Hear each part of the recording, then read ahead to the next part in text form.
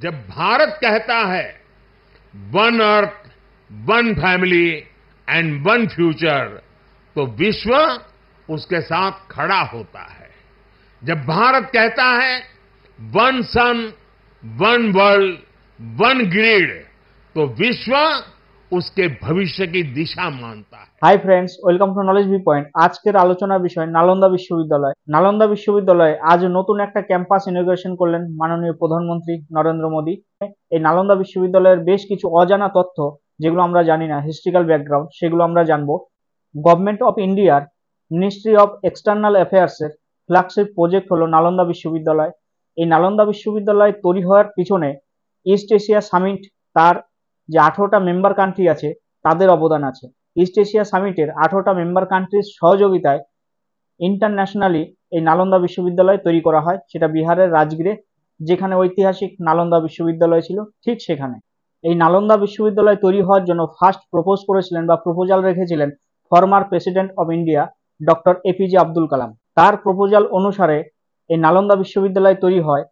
Indian parliament act 2010, সংসদীয় আইন 2010 অনুসারে এই নালন্দা বিশ্ববিদ্যালয় তৈরি করা হয় এবং এই নালন্দা বিশ্ববিদ্যালয় তৈরি হয় 2014 সালে। 2014 সালে নালন্দা বিশ্ববিদ্যালয় তৈরি হওয়ার পরে ফার্স্ট চ্যান্সেলর ছিলেন ডক্টর অমর্ত্য সেন।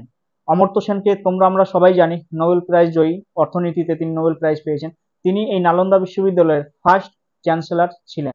এই ইউনিভার্সিটিটা তৈরি করার জন্য ইনিশিয়াল যেটা কস্ট প্রাইস ছিল সেটা হলো 1800 কোটি টাকা এবং এর যে এরিয়া ব্যাপ্তি সেটা হলো 485 একর। 485 একর জমির উপর এই ইউনিভার্সিটিটা তৈরি করা হয় এবং এই ইউনিভার্সিটি অর্থাৎ নালন্দা বিশ্ববিদ্যালয়, এটাই হলো আমাদের ইন্ডিয়ার সব থেকে এক্সপেন্সিভ এবং লার্জেস্ট ইউনিভার্সিটি, যেটা ইন্ডিয়ার লার্জেস্ট ইউনিভার্সিটি বর্তমানে এই নালন্দা বিশ্ববিদ্যালয় এডুকেশনের জন্য যে কোর্স বা ডিগ্রি অফার করে সেটা হলো মাস্টার ডিগ্রি এবং পিএইচডি। বিভিন্ন সেক্টর বা বিভিন্ন ক্ষেত্রে মাস্টার ডিগ্রি এবং পিএইচডির জন্যই আপাতত ওপেন করা হয়েছে। এই দুটো ডিগ্রি এখানে কমপ্লিট হয়। আমাদের যে east Asia summit member country আছে 18টা, সেই 18টা মেম্বার কান্ট্রির যারা স্টুডেন্ট তারাই এখানে অ্যাডমিশন নিতে পারে। হলো নালন্দা বিশ্ববিদ্যালয়ের যে এমব্লেম সেটা হলো সেই বোধিবৃক্ষ অর্থাৎ বটগাছ। গৌতম বুদ্ধ যে বোধিবৃক্ষের নিচে তিনি তপস্যা সিদ্ধি লাভ করেছিলেন, সেই যে বোধিবৃক্ষ অর্থাৎ বট বৃক্ষ, সেটাই হলো নালন্দা বিশ্ববিদ্যালয়। নালন্দা বিশ্ববিদ্যালয় গুপ্ত পিরিয়ড বা গুপ্ত ডাইনেস্টিতে তৈরি হয়। ফাউন্ডার অফ দিস ইউনিভার্সিটি কুমারগুপ্তর সময়ে এই নালন্দা বিশ্ববিদ্যালয় তৈরি হয় এবং এই নালন্দা বিশ্ববিদ্যালয়ের অধ্যক্ষ ছিলেন ডক্টর শিলভদ্র। তোমরা নামটা শুনবে। আর এই শিলভদ্র, তার প্রকৃত নামটা ছিল রেবতী মোহন দত্ত চৌধুরী। রেবতী মোহন দত্ত চৌধুরী ছিল তার প্রকৃত নাম। চীনা পরিব্রাজক হিউয়েন সাং এসেছিলেন হর্ষবর্ধনের রাজত্বকালে, আমরা সেটা জানি। তিনি এসেছিলেন স্টাডি করার জন্য, এটা ইম্পর্টেন্ট ইনফরমেশন। তিনি এই নালন্দা বিশ্ববিদ্যালয়ে 2 বছর থেকে কন্টিনিউ স্টাডি করেছেন। ডক্টর শিলভদ্রের গাইডেন্সে হিউয়েন সাং 2 বছর নালন্দা বিশ্ববিদ্যালয় থেকে স্টাডি করে গেছেন। ফিনান্সিয়ালি হেল্প করার জন্য হর্ষবর্ধন তিনি কি করেছিলেন, 100টা গ্রাম বা ভিলেজ দান করেছিলেন, ডোনেট করেছিলেন এই নালন্দা বিশ্ববিদ্যালয়কে। অর্থাৎ এই 100টা ভিলেজ থেকে যে রেভিনিউ কালেক্ট হতো সেই সম্পূর্ণ রেভিনিউটা দিয়ে দিতেন নালন্দা বিশ্ববিদ্যালয়ের অথরিটিকে, যেটার পথিকৃৎ হলো আমাদের ইন্ডিয়া বা ভারতবর্ষ। তাহলে সেই ঐতিহাসিক স্থান বা সেই ঐতিহাসিক ঐতিহ্য, সেটাকে ধ্বংস কেন করলো বা কারা ধ্বংস করলো, এর পিছনে কাদের হাত, সেটাই বলবো। যে ইউনিভার্সিটি বা নালন্দা বিশ্ববিদ্যালয়কে ধ্বংস কারা করলো, এর পিছনে যার মূল হাত সেটা হলো বখতিয়ার খলজি, ইখতিয়ার উদ্দিন মোহাম্মদ বখতিয়ার খলজি, যিনি বাংলা আক্রমণ করেছিলেন। সুলতান শাসন দিল্লিতে প্রথম যখন শুরু হয় সেই সময় তিনি বাংলা আক্রমণ করেছিলেন। বাংলা আক্রমণের সঙ্গে সঙ্গে তিনি কিন্তু এই নালন্দা বৌদ্ধ বিহার বলা হয় যেটাকে, বা নালন্দা বিশ্ববিদ্যালয়, বা সেটাকে তিনি ধ্বংস করেছিলেন, আগুনে পুড়িয়েছিলেন।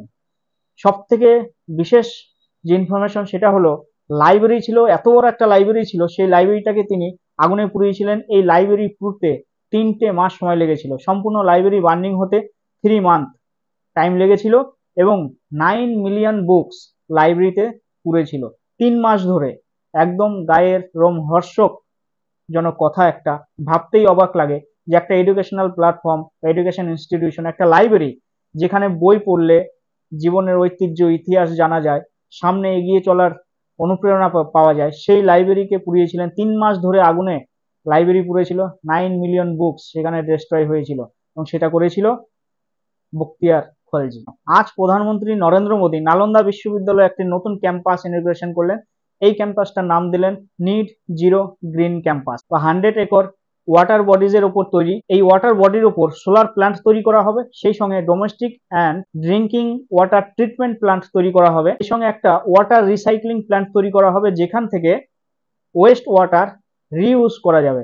এই জন্যই নিট জিরো গ্রিন ক্যাম্পাস ইনগ্রেট করলেন আমাদের মাননীয় প্রধান। নালন্দা বিশ্ববিদ্যালয় নিয়ে এই ছিল আজকের আপডেট। আরো কিছু যদি জানার থাকে তোমরা কমেন্ট করবে, আমরা উত্তর দেওয়ার চেষ্টা করব। আজকের আলোচনা এই পর্যন্তই। ভিডিওটা যদি ভালো লাগে অবশ্যই লাইক কমেন্ট শেয়ার করো, বন্ধুদের মধ্যে ছড়িয়ে দাও।